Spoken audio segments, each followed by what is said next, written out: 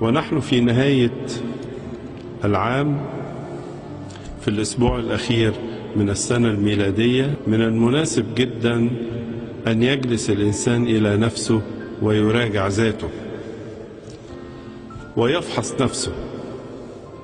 فالعام فترة زمنية بطول سنة 12 شهر، فترة زمنية طويلة فيها أيام كان الإنسان فيها جيدا، وفيها أيام كان الإنسان فيها رديا، في أيام كان قائما فيها، وفي بعض الأيام كان ساقطا.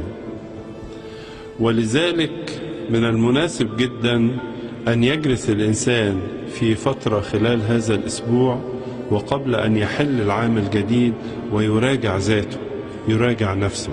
القديس داود النبي وهو رجل صلاة وكان قلبه حسب قلب الله، ورغم ذلك نجده يقف أمام الله ويقول: افحصني يا الله واعرف قلبي، امتحني واعرف أفكاري. طبعا من المناسب أنك تكتشف خطأ في حياتك، ولكن الأفضل جدا أن تتجنب هذا الخطأ. ممكن الواحد يقع، ممكن يسقط، لكن المهم ازاي يتجنب هذا الخطأ.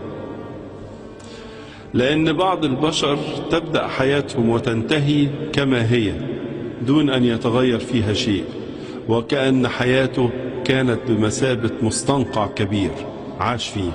افحص في ذاتك مصدر أفكارك، مصدر هذه الأفكار التي تجرح مشاعرك وتجرح نقاوتك.